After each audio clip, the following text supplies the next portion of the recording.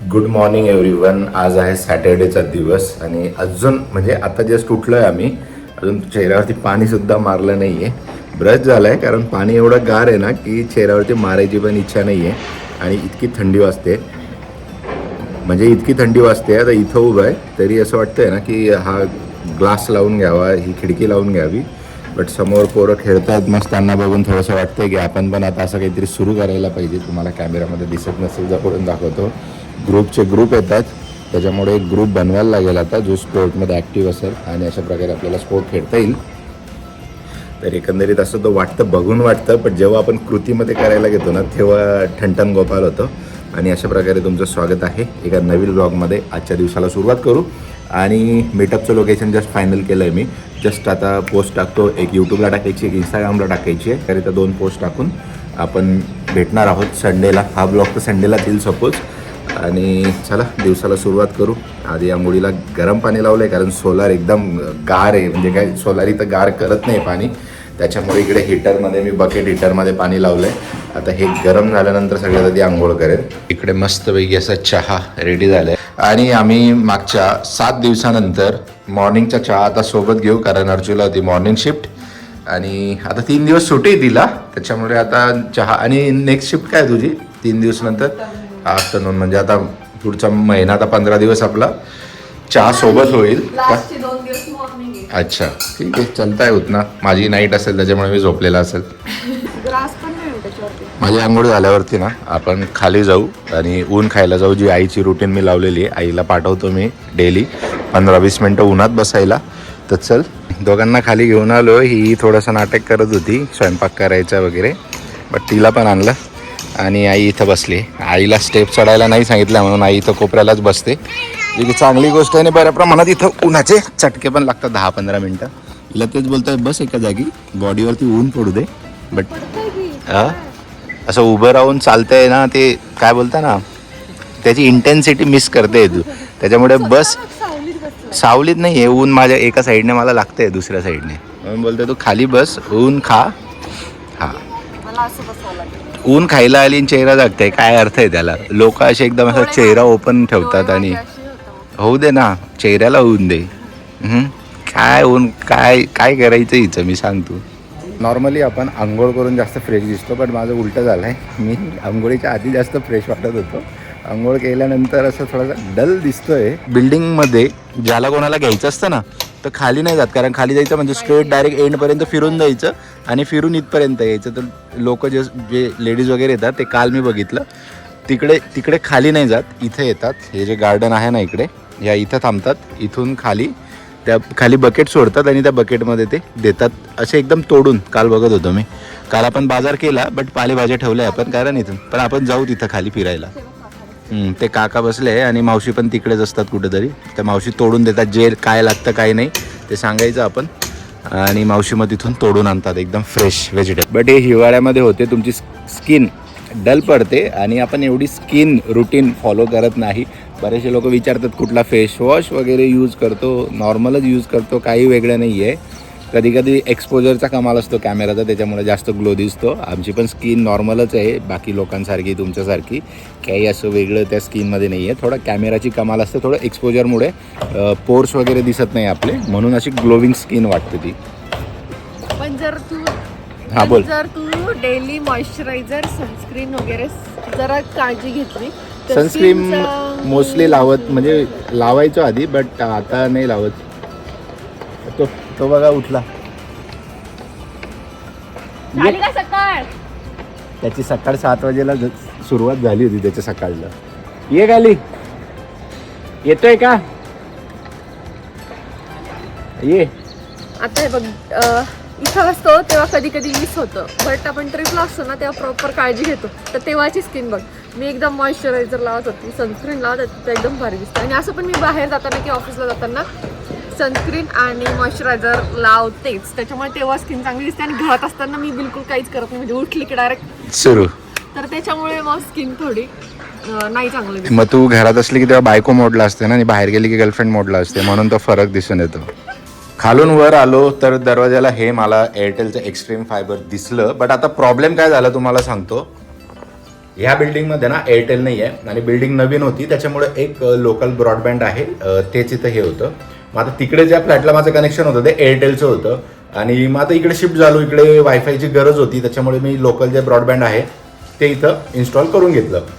But आता काय झालं माहिती का, जे क्लोज केलं होतं मी ते कनेक्शन आता इथं 2-3 दिवसापूर्वीच क्लोज केलं, तर ते एअरटेलवाले एवढे माझ्या मागे लागले होते की क्लोज नका करू, राउटर तुमच्याकडे ठेवा, 300 रुपये 3 महिन्याचे 300 रुपये वगैरे. म्हटलं आता इथं लोकल ब्रॉडबँड आहे, अजून सोसायटी इन्स्टॉल नाही झाली, सोसायटी फॉर्म नाही झाली, तर किती टाईम लागेल वगैरे. त्याच्यामुळे मी घेऊन टाकलं आणि घेतलं आणि त्याच्या 4 दिवसानंतर हे एअरटेलवाले आता इथं बिल्डिंगमध्ये आला. तर करायचं काय, ते कनेक्शन तर मी बंद केलं. आता जर हे संपलं, माझं 3 महिन्याचंच घेतलं आहे तरी मी, हे संपल्यानंतर मला जर एअरटेलचा पॅक घ्यायला लागेल तर डायरेक्ट 6 महिन्याचा घ्यायला लागेल आणि काहीतरी त्यांचे GST वगैरे भरायला लागते. तर म्हणजे तेवढं 500-600 रुपयाचं लॉस झाला.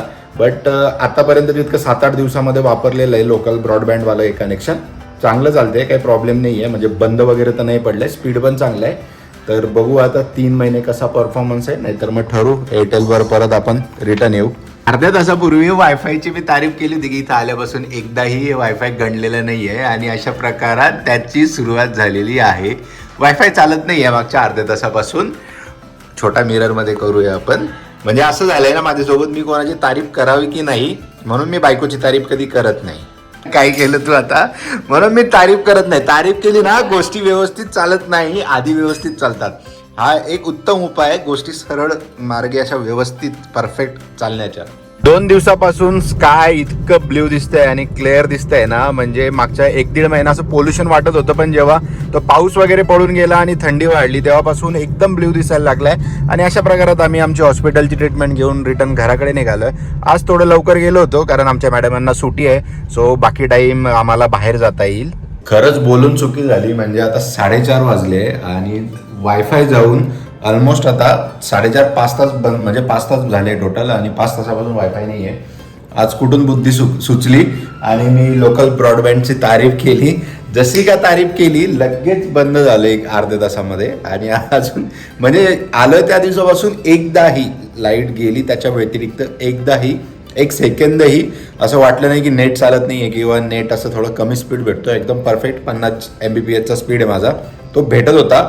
आणि आज तारीफ केली आणि ते गणलं. आई आणि किरण खाली गेले आणि आता आम्ही एवढं तयार होऊन निघालोय हळदी कुंकाला. किरणची बहीण इथेच जवळ सेम एरियात आम्ही राहतो, तर त्यांच्याकडे हळदी कुंकाला बोलवलं होतं, त्याच्यामुळे आता आम्ही निघालोय. आई आणि मला दोघींना बोलवलं असल्यामुळे किरणला यावं लागतंय कारण 4 व्हीलर काढायला लागेल आईंना न्यायचं म्हटल्यावरती. कारण आईंना जास्त पायी चालायला नाही सांगितलं अजून, तर त्याच्यामुळे पायाचा म्हणजे ते मिसबॅलन्स होऊ शकतो आणि ते ट्रीटमेंटचा परत यूज नाही होणार. सो किरण येतं सोडवायला आणि मे बी लगेचच खालीच थांबून लगेच आम्ही हळदी कुंकू घेऊन रिटर्न येऊ. आणि अशा प्रकारे आम्ही जाऊन येतो. म्हटलं आता इकडे आल्यावर मस्त रितिका सोबत खेळू, पण रितिका झोपली आहे मस्त टेडीवेअरला घेऊन. आणि इकडे तिच्या बोरनांची पण तयारी झाली आहे.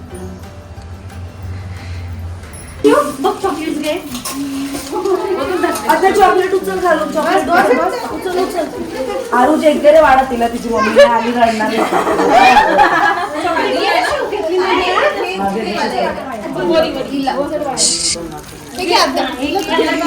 टिकटॉक होतं तेव्हा कसं ना एक ट्रान्झॅक्शन रील खूप चालायचा, एकदम असं फिरलं की ड्रेस चेंज. आता माझा दिवसातला 3रा ड्रेस आहे इकडे, हिचा पण 3रा आहे कदाचित. त्याच्यामुळे आपण असं ते करू शकत होतो तेव्हा, पण आपण तेव्हा ऍक्टिव्ह नव्हतं. तेव्हा लिटरली सांगतोय मध्ये ना एक रील फेमस झाला होता, जर तेव्हा ती वाली केली असती ना, त्याला एक वर्ड आहे प्रॉपर दिल्लीच्या भाषेमध्ये, बघ चलो मी चांगला सिंपल भाषेत बोलतो, जर तेव्हा ती केली असती ना आता जॉब करायची गरज पडली नसती. आता आम्ही निघालोय एक रेकी करायला. रेकी वर्ड याच्यासाठी यूज करतोय की उद्या आपला संडे आहे आणि उद्या आपला आहे मीटअप. आणि मीटअप जिथं ठेवलाय ॲक्च्युली तिथं गर्दी किती असते, म्हणजे मी एवढा फेमस नाही आहे, माझ्यामुळे गर्दी नाही होणार, बट तिथं आधी किती गर्दी असते, म्हणजे आपल्याला किती शांतता भेटेल वगैरे, कसं आपल्याला टाइम स्पेंड करता येईल तिथं, त्याची एक रेकी करायला चाललोय. म्हणून आता आम्ही दोघं निघतो, आधी बघून घेतो. लोक अर्चू उभी ना त्याच्या पाठीमागेच मिलेनियम मॉल आहे आणि तिथंच हा जो मेन रस्ता आहे हायवे पासून आतमध्ये आल्यानंतर फ्रंट एंट्री आहे. कारण आता 4 व्हीलरची एंट्री या साईडने आणि 2 व्हीलरची बॅक साईडने, तर फ्रंट 4 व्हीलरच्या एंट्रीने हा रस्ता इथपर्यंत येतो आणि असं फिरलं ना आपण तर त्याच्या इथं या गार्डनची एंट्री आहे आणि इथंच आपला मीटअप आहे उद्या. सो जे लोक सकाळी 8 वाजेच्या आधी बघत असतील ब्लॉग त्यांच्यासाठी लोकेशन कळावं म्हणून सांगतोय. तसं तर गुगल मॅपला पण आहे लोकेशन, बट जर नसेल सापडत कोणाला तर हे इझी आहे, म्हणजे मॅप लावायची गरज नाही जर हा मॉल तुम्हाला माहिती असेल तर. ॲक्च्युली या लोकेशनबद्दल आम्हाला माहिती नव्हतं. आम्ही दुसरे 2-3 लोकेशन फायनल करायचे याच्यामध्ये होतो, पण त्या दिवशी लाईव्हमध्ये एका सबस्क्रायबरने ह्या लोकेशनची कमेंट केली. मग गुगलला चेक केलं तर आवडलं आम्हाला. म्हटलं एकदा येऊन चेक करू आणि काल येऊन प्रॉपर मी बघून गेलो आणि आज म्हटलं ज्या टाईमला आपण मीटअप ठेवतो त्या टाईमला किती गर्दी आहे ते बघण्यासाठी आलो होतो. थोडं लेट झालं होतं बट गर्दीचा एक अंदाज आला की खूप काही गर्दी नसेल आणि आपल्याला मस्त बोलता येईल. आणि गार्डन पण खूप छान आहे, नवीन झालेलं आहे. म्युझिकल गार्डन याचं नाव आहे ॲक्च्युली.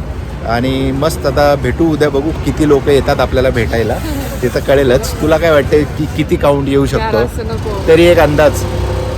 आता इतके आपले 10,000 सबस्क्रायबर आहेत त्या हिशोबाने तू मला वाटलं 1000 बोलशील तू. हो. ठीक आहे, तर मला जर विचारलं ना कमीत कमी 8 लोक तरी येतील इतकी तरी माझी